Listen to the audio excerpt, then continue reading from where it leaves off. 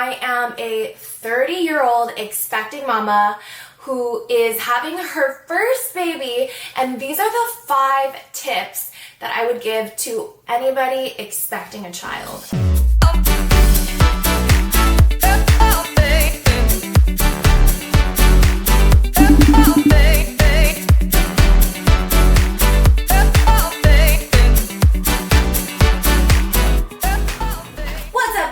Welcome back to my channel. It's your girl Evelina, and I have a very exciting episode for you today.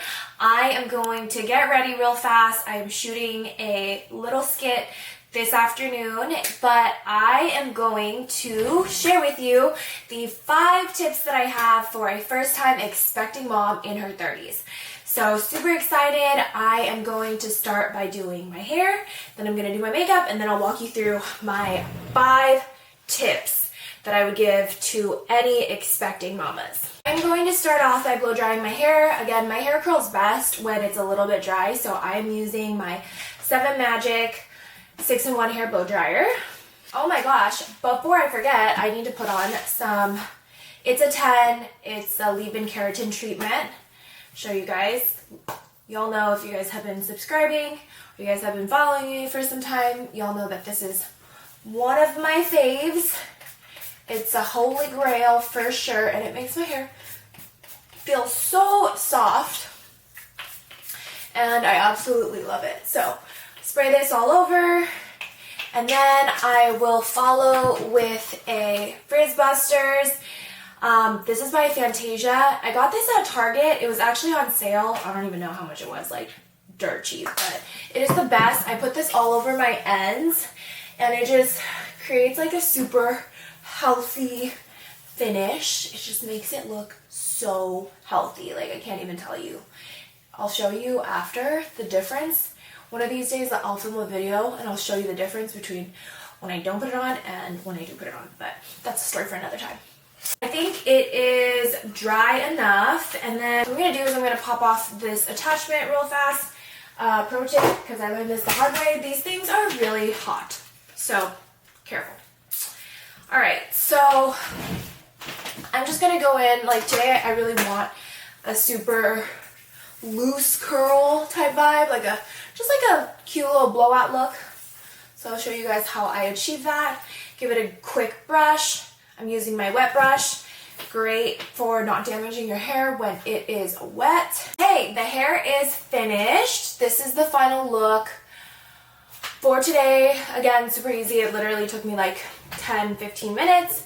And next thing, what I'm gonna do is I'm going to prime my face and show you guys how I do my makeup. I'm a 30-year-old expecting mom who's having a kid for the first time, and these are the 5 tips that I would give to any expecting mama. So the first one is to do everything on your own time. And that might be a confusing statement for some people, but what I mean by that is don't feel rushed to tell anybody. Literally, don't feel rushed. Like, it's your business. It is your story to tell. It is on your own timeline. My hubby and I waited up until our like 20-week anatomy scan, pretty much.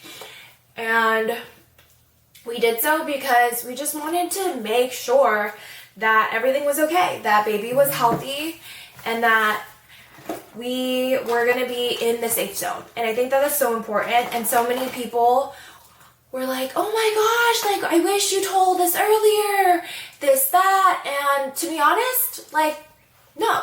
I honestly love the timeline that we set for ourselves, and you should just do what makes you feel comfortable and do it on your own time.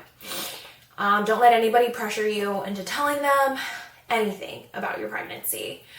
Do everything on your own time, and also, like, keep what you want to yourself. Like, if you don't want to share, then don't share. You don't need to share. Like, that is your own business. I know plenty of women, and I have plenty of friends who literally don't even tell people that they're pregnant until baby's here. And some people even hide the fact that they have a kid. So, like, you know, it is what it is. Just do everything on your own time. Feel empowered and entitled to do so. I think that's so important. Okay, number 2, ignoring comments about gender of your baby. Like, listen, I was gonna be happy no matter what gender my baby was, but everybody has something to say. And for me, growing up in an Asian American household, my mother felt a lot of pressure to have a son. She ended up with 3 girls. And like, we are no longer in that era, you know, like honestly, we celebrate baby girls, and I didn't feel that from my family, but I definitely felt it. You know, there was definitely comments, and it was really, really difficult for me. Like really, really, really difficult for me. And so my one piece of advice is, who gives a crap about what anybody else thinks? If it's a boy, a girl, whatever the gender is, as long as your baby is healthy, that's all that matters. And do your best to tune out what anybody has to say, because you're carrying the child for 9 months. You're carrying that baby for 9 months, and your body's going through it. You're going through so many hormonal changes. The last thing that you need to hear are any comments about the gender of your baby. And I will leave it at that. And I think that your piece is so important. So don't let anybody tell you anything, and set boundaries. If people start making comments, set boundaries. Okay, number 3. Okay, this one is gonna be one that is almost like a reminder to myself. All right, really, really important. So number 3 is finding time for self-care. I know, the very, very, very overused word, in my opinion, self-care. Like, what does that look like? Self-care is so important during pregnancy, and I'll tell you why. Your body is going through so many different changes. Your hormones, your size, like there are so many different changes that you will experience while you are pregnant. And a lot of those things can really throw you, it could really throw you off. Like, honestly, like for me, like the moment that I couldn't fit in my clothes anymore, I was like, oh my gosh, like I gotta go buy a whole new wardrobe. I gotta go maternity clothes shopping.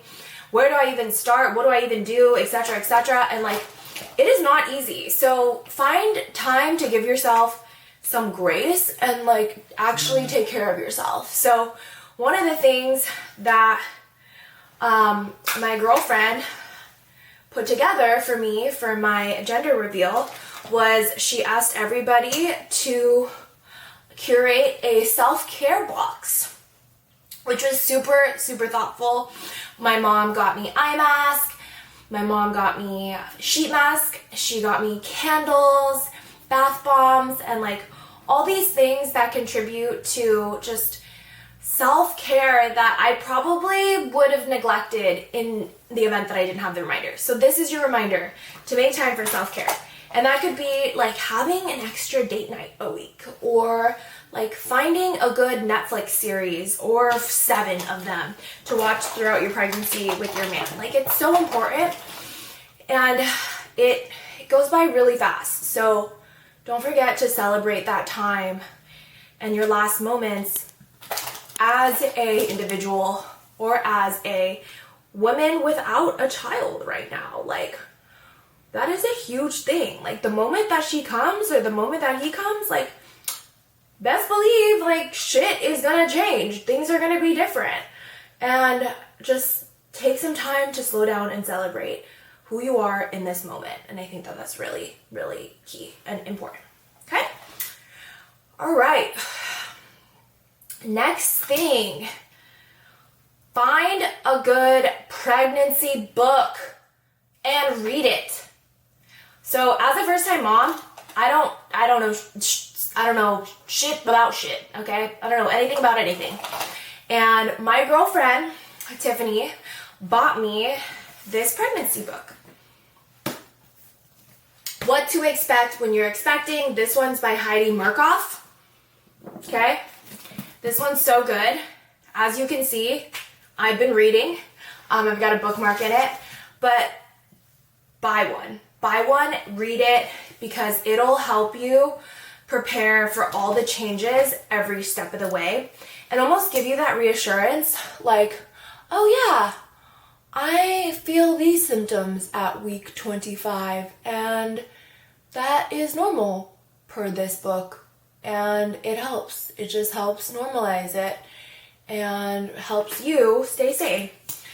At the beginning, my man read the book to me because my first trimester was so rough, and he would just read me this pregnancy book as I was like so sick in bed. I had really bad nausea and morning sickness that lasted all day, and it was really difficult, like really, really difficult. So having the book gave me peace of mind, and I still reference it. Like every week there's a chapter that tells you what to expect in that given week. So I think it's awesome to be able to have that as a point of reference, just so you can get an idea of what to expect, literally. So do that. Find a book, stick to it, read it. Read it with your bae, which is even better, because having the right bae who's going to celebrate that with you and be there for you and acknowledge your symptoms as you go through that pregnancy is key. All right, next thing, number 5 on my list. And this one might turn you guys off, okay? But I'm like, this is super cliche, but do it, and I promise you won't regret it. Number 5 is going to be journaling. Journaling how you feel every step of the way is so important. Like, I can't even tell you how important and how helpful it was for me. Because one, not only am I documenting how I feel, and I'm being able to like thought dump in the form of journaling, but I can always go back and reference how I felt during this pregnancy. And like so many moms that I talk to, they're like, oh my gosh, like it was such a short period of time, like I can't even remember how I felt during that pregnancy, whatever. And I'm like, how can you not remember? Because mine was very memorable. Like every moment that I'm going through right now is to me like such a celebratory time of my life, and I should document it so that I can reference it. Also, like, write down your pro tips to yourself. Like, these are my pro tips, these are my 5, but like you may have your own 5 that you want to reference. So I think it's key to be able to journal, whether it be digital journaling, whether it be pen to paper, whether it be voice memos, write yourself some notes, whatever it is, journal. And then one day when your baby is old enough, maybe she'll be able to read it, or he or she will be able to read it and like be like, oh my gosh, these are all the things that my mom went through while she was carrying me, which is such a beautiful thing. I'm all ready, and this is my look for today. So thank you guys so much for tuning in. Don't forget to hit the like and subscribe button below, and I will see you at the next one.